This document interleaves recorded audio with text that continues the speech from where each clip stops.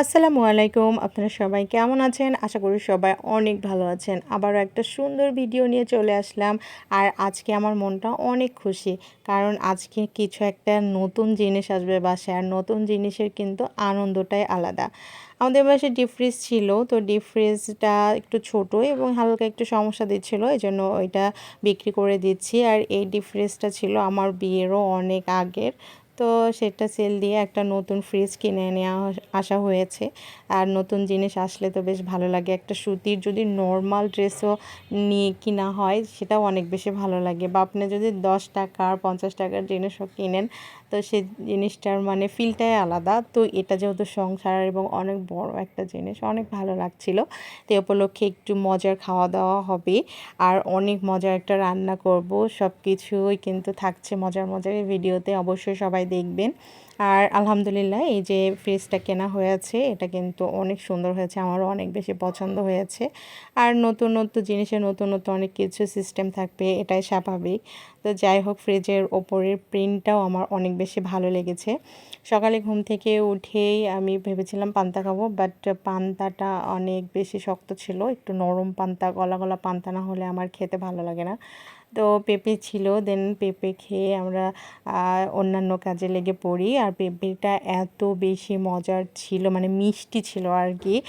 পেঁপে আমার এমনিতেই ভালো লাগে, বাট মিষ্টি হলে তো কোনো কথাই নেই। দেন দুপুরে রান্না বান্নায় চলে গেছিলাম। দুপুরের রান্নায় খুব মজার একটা রেসিপি রান্না করেছি, আপনাদের জন্য এটা শেয়ার করলাম। সাথে করেছিলাম বেগুন ভাজা এবং শিম ভাজি। দেখে যদি আপনাদেরও ভালো লাগে তাহলে কিন্তু আপনারাও একবার বাসায় ট্রাই করবেন। আর একটুও যদি আমার ভিডিও ভালো লাগে তাহলে কিন্তু একটা সাবস্ক্রাইব করে দেবেন। দেশি মুরগি খুব একটা আমার ভালো লাগে না, এই জন্য আমি একটু পোলট্রি বা ব্রয়লারটাই বেশি খেয়ে থাকি, আমার বাচ্চাও ইভেন তাই। তো সেই সূত্রে ভাবলাম আজকে একটু মায়ের মতো করে রান্না করি। মায়ের হাতের রান্নাও বেশ অনেকদিন যাবৎ খেতে মন চাচ্ছে। তো যাই হোক, সেই সূত্রে আজকে মায়ের রেসিপি ট্রাই করলাম। প্রথমে আমি মুরগির মাংসগুলো পরিষ্কার করে ধুয়ে নিয়েছি। এতে দিয়ে দিলাম কালো গোলমরিচের গুঁড়া, ভিনেগার এবং ফ্যাটানো টক দই। ম্যারিনেট করে আমি একদিকে রেখে দেব এবং অন্যদিকে আমি মশলা রেডি করে নেব। শিলনোড়ায় নিয়ে নিয়েছি আদা রসুন, নিয়ে নিয়েছি গোটা কাঁচামরিচ, শুকনা মরিচ, নিয়ে নিয়েছি আমি গোটা জিরা আর গোটা ধনিয়া। এই সবগুলো এখন আমি পাটায় সুন্দর করে বেটে নেব। আগে দেখতাম মা সবসময় এভাবেই কিন্তু রান্না করত। এখন মাও আর কিন্তু এভাবে পারে না। আর মায়ের হাতের ওই রান্নাটা মনে হয় এখনও মিস করি। তবুও মা অনেক দূরে আছে এখন, এই জন্য মায়ের হাতের রান্না বেশ অনেক দিন যাবৎ খাওয়া থেকে বঞ্চিত আছি। এই জন্য ভাবলাম আজকে একটু মায়ের মতো করেই রান্না করি। তো সব মশলা আমি বেটে নিয়েছি, এবারে একটা বাটিতে তুলে নিচ্ছি। মূল রান্নায় চলে যাচ্ছি। প্রথমে আমি দিয়ে দিয়েছি কড়াইতে সরিষার তেল, এখানে যে কোনো তেল দিয়ে আপনারা রান্না করতে পারবেন। দিয়ে দিলাম আলু, আমাদের বাসায় মাংস খেলে আলু লাগবেই। তো সেই সূত্রে একটু আলু দিয়ে দিচ্ছি। আলুটা আপনারা এমনিও ডিরেক্ট রান্না করতে পারবেন, আপনাদের ভাইয়া একটু যেহেতু বেশি আলু পছন্দ করে তার জন্য একটু ভেজে নিলাম হলুদ এবং সামান্য লবণ দিয়ে। হালকা একটু ভেজে নিয়েছি, খুব বেশি ভাজিনি এবং খুব বেশিও সেদ্ধ করিনি।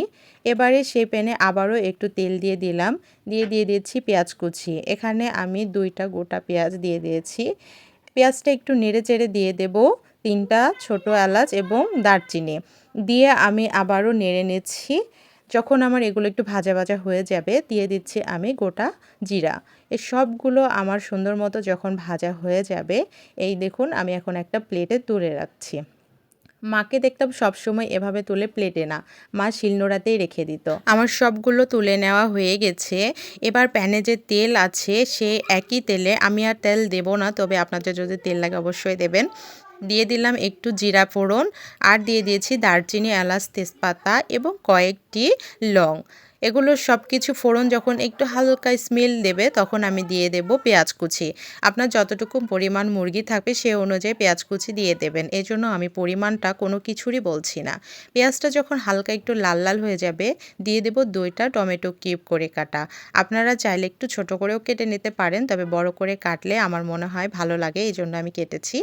দিয়ে টমেটোটাও একটু পেঁয়াজের সাথে হালকা ভেজে নিয়েছি। তারপরে দিয়ে দিলাম সেই বাটা মশলা, আর সঙ্গে দিয়ে দিয়েছি হলুদের গুঁড়া, পরিমাণ মতো লবণ, দিয়ে দিয়েছি 1 চা চামচ কাশ্মীরি লঙ্কার গুঁড়া, আর সেই পাটা ধোয়া একটু পানি দিয়ে মশলাটা এখন সুন্দর করে কষাতে হবে, কারণ মশলা কষানোটাই কিন্তু মেন ট্রিক্স। তারপরে এই যে মশলাটা সুন্দর করে যখন কষানো হয়ে যাবে, তারপরে আবার একটু পানি দিয়ে নিয়েছি, দিয়ে আবারও কষিয়েছি। পুরোপুরি কষানো মশলা হয়ে গেলে দিয়ে দেব মেরিনেট করা মুরগির মাংস। মুরগির মাংসটা দিয়ে আমি এখন সুন্দর করে বেশ 1 মিনিটের মতো একটু কষিয়ে নিয়েছি। তারপরে দিয়ে দিচ্ছি ভেজে রাখা আলু আর কয়েকটি গোটা রসুন। গোটা রসুনও বেশ কিন্তু ভালো লাগে এবং আমাদের বাসায় খুবই পছন্দ করে, এজন্য আমি মাংসে দিয়ে থাকি মাঝে মাঝে। তারপরে এখন কষানো ছাড়ার তেমন কোনোই কাজ নাই, তবে আরও মাঝে মধ্যে আমি বেশ কয়েকবার 4-5 মিনিট আমি কষিয়ে নিয়েছি। আমার যখন লাস্ট কষানো হয়ে গেছে, এ পর্যায়ে ঢাকনাটা খুলে এখন আমার যতটুকু পরিমাণ পানি লাগবে ঝোলের জন্য আমি ঠিক ততটুকু পরিমাণ পানি দিয়ে দিলাম এবং নেড়ে চেড়ে আবারও ঢাকনা দিয়ে ঢেকে দিতে হবে। আর দেখুন এখনই কালারটা এত সুন্দর, আর বাসাতে মনে হচ্ছিল একটা শুকরান বের হচ্ছে। যাই হোক, আমার সুন্দরভাবে কিন্তু বলকটা উঠে গেছে। এখন আমি যে কাজটা করব, নর্মালি কিন্তু আমরা এভাবে রান্না করে থাকি না, তবে মা দেখতাম এভাবেই করতো। এখন এই যে ঝোল একটু তুলে নেব, বেশ আমার যতটুকু পরিমাণ লাগবে আমি সেইটুকু পরিমাণ তুলে নিলাম, দিয়ে আবারও ঢাকনা দিয়ে ঢেকে এইদিকে আমার তরকারিটা হতে থাকবে। আর এইদিকে আমি যে বেরেস্তাটা মশলা তুলে রেখেছিলাম, মা কিন্তু এই যে এভাবে শিলনোড়ায় রেখে দিত, যেটা আপনাদেরকে আগেই বললাম। তো ঠিক আমি আর সেভাবে রেখেছিলাম না, ভিডিওর জন্য আসলে হয়েছিল না। এখন সেই বেরেস্তা বা মশলাটা আমি সেই ঝোলটা দিয়ে বেটে নেব। যতটুকু পরিমাণ আমার লাগবে ঝোল, আমার সবটুকুই লেগেছে যদিও বা একটু নরম করার জন্য। তো সবগুলো দিয়ে আমি এই মশলাটা পুরোপুরি বেটে নেব। আর এই মশলাটা থেকে এত সুন্দর লাগতো। আপনাদেরকে একটা ছোট্ট গল্প বলি, মা যখন এভাবে মশলা ভেজে রাখতো বা বেরেস্তা ভেজে রাখতো, আমি পেঁয়াজ একটু একটু করে খেতাম, কেন জানি আমার ভাজা পেঁয়াজ তখন খুব ভালো লাগতো। যাই হোক, সেই রান্না করছিলাম আর সেই ছোটোবেলার স্মৃতিটা আমার খুব মনে পড়তো। মা বলতো, কি এটা খাওয়া বলে, এরকম বলতো। তো যাই হোক, সেটা খুবই ভালো লাগতে। আর এই যে ঝোলটা দিয়ে আমি আবারও পাটাটা সুন্দর মতো মুছে নিয়ে নেব। ঝোলেই কিন্তু এই পুরো কাজটা হবে, এখানে একটুও পানি অ্যাড হবে না। তারপরে সেই সব মশলাগুলো এখন আমি এই যে তরকারির মধ্যে দিয়ে দিচ্ছি মাংসের, আর একটু পাটা ধোয়া ঝোলটাও দিয়ে দিলাম। এবারে কিন্তু আর তেমন কাজ নেই, এখন শুধু একটু লবণটা দেখে নেব। লবণ লাগলে পরিমাণ মতো আবারও দিয়ে নেবেন। তারপরে মিশিয়ে এখানে কয়েকটা কাঁচামরিচ ছিটিয়ে দিতে হবে, দিয়ে ঢাকনা দিয়ে ঢেকে বেশ কয়েক মিনিট অপেক্ষা করলেই কিন্তু হয়ে যাবে। আর ঝোলটা একদমই যার যার ব্যক্তিগত ব্যাপার, কে কেমন ঝোল রাখতে চান এটা তো সম্পূর্ণ যার যার নিজস্ব ব্যাপার। এজন্য এ বিষয়ে আমি আর কিছু বলবো না। অনেকে আছেন একটু কষা কষা খেতে পছন্দ করেন, অনেকে আছেন একটু ঝোল খেতে পছন্দ করেন। তো আমার বাসায় যে পরিমাণে ঝোল লাগবে আমি সেই পরিমাণেই রেখেছিলাম। কিন্তু কালারটা একবার দেখুন এবং তরকারির চেহারাটা একবার দেখুন, চেহারাই কিন্তু বলছে যে অনেক টেস্ট হয়েছে।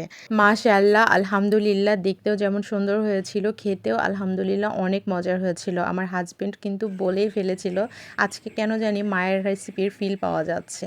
তো পরে বললাম যে হ্যাঁ, একটু আজকে মায়ের মতো করেই রান্না করেছি। তো যাই হোক, তারা ধরতে পেরেছে, আসলে অনেক মজার হয়েছিল। আর দুঃখিত, ব্যাকগ্রাউন্ডে আমার বাচ্চারা একটু চেঁচু করছিল, এটা কিছু মনে করবে না, ক্ষমার দৃষ্টিতে দেখবেন। আর আশা করি আমার রেসিপিটা অনেক ভালো লেগেছে। ভালো লাগলে লাইক সাবস্ক্রাইব করতে একদমই ভুলবেন না। যারা ফেসবুক থেকে দেখছেন তারা একটা ফলো দিয়ে পাশে থাকবেন। আর আজকের মতো বিদায় নিচ্ছি, সবাই ভালো থাকবেন, সুস্থ থাকবেন। আল্লাহ হাফিজ, আসসালামু আলাইকুম।